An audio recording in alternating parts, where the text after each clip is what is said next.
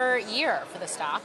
Today's drop comes on reports that the electric car maker has extended a production halt at its Shanghai factory. I think it's the most interesting story in the market. It's Tesla. Right now, it hits another new low. The market cap has fallen now below Walmart and JP Morgan. That's stunning in and of itself. If you consider where it started this year, Joe, it was north of $1.2 trillion.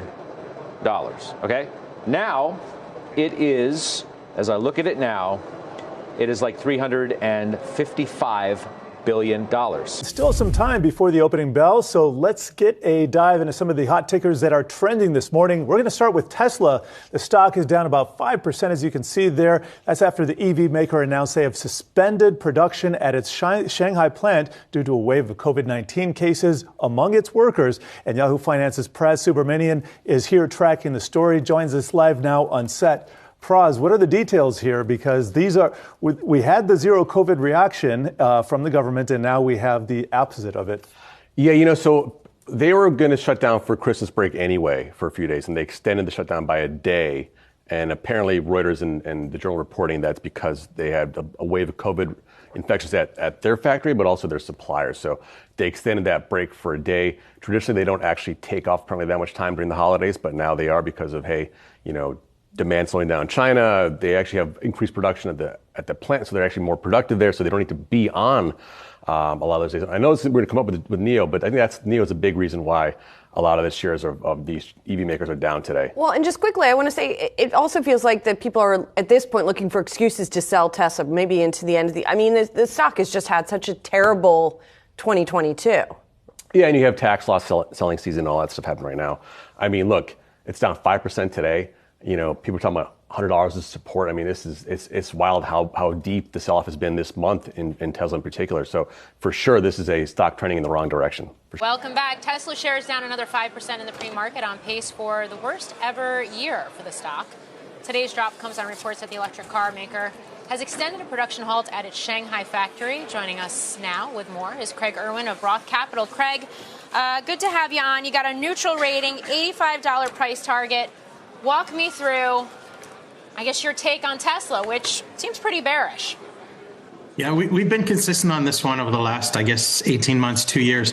We've seen Tesla as egregiously overvalued. We knew that there would be several compelling alternatives coming into the market from both new and established brands. And that's really what's playing out. I mean, you see some very, very successful entries from Porsche, from Ford, from many others like Polestar. I mean, so some of the newer names are doing well too, and they're growing at a more attractive growth rate than Tesla. 45% is still fantastic, but there's better places to put money, and people are obviously liquidating their Tesla positions and putting money elsewhere. So you see this, you're talking about increased competition, maybe waning demand for Tesla products. You see this as a fundamental story for Tesla and the sell-off we've seen in the stock. You don't see this as a correction in terms of multiples, given the fact that we've had interest rates increase and we've seen some of these high-flying tech names, which Tesla was lumped in with, come off pretty aggressively in terms of valuation this year? Yeah, no, you can always point at multiple things. For me, I'm an analyst focusing on an individual industry, right?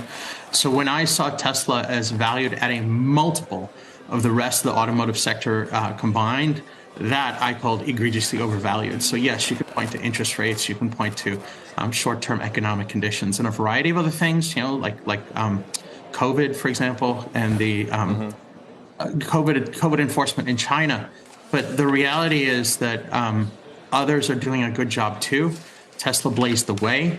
Tesla did a fantastic job. They have great products, but they need to do a better job.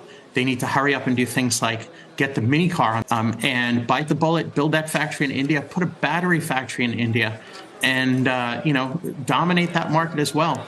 These are things that will give people confidence in longer-term growth. This dancing actor in a robot suit is like a joke. And a lot of people that look at what was actually shown later as the state-of-the-art for 2014, you look at the semi-truck, it's something that doesn't make fundamental sense. It needs to get back to its knitting. They need to focus on the mini car. They need to focus on, India and growth markets. And, it's a good company. They probably will. Well, where does all of the other stuff, let's just like the stuff, Where does that factor in? Whether it's the Musk selling shares, whether it's the distraction from Twitter, if you didn't have the concerns that you obviously do around competition and some of the other fundamental issues around the company, how would your rating be influenced, if at all, by the other things that investors are keenly focused on right now? Yeah. So what had people concerned in the last, just say, few weeks, is the fact that there was an understanding that Elon Musk was looking for another $1 billion for Twitter. So we saw Elon Musk with Jared Kushner in Abu Dhabi at the World Cup. Jared Kushner successfully raised money over there. There obviously is a leadership issue for Tesla and for Twitter.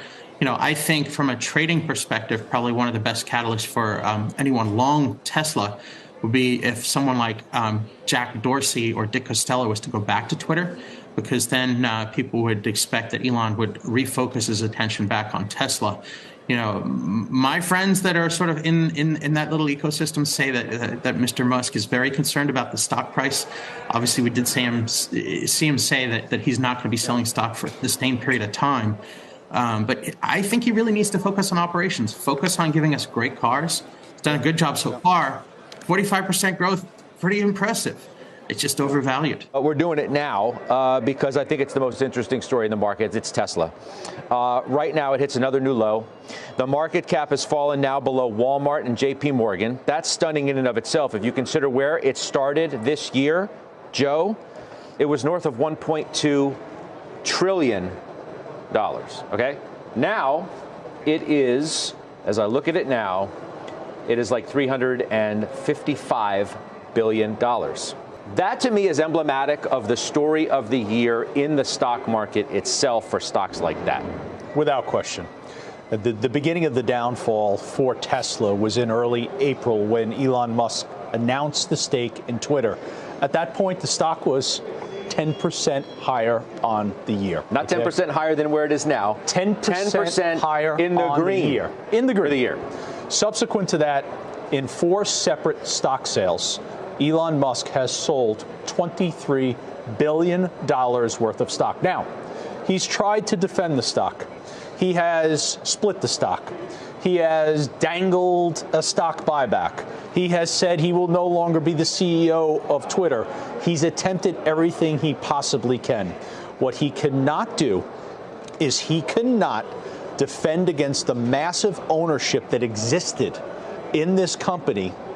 And unfortunately, for those that do own it, the cost of capital has changed so dynamically that ownership is being liquidated in what I think is one of the most dramatic equity liquidations I've witnessed since 2000.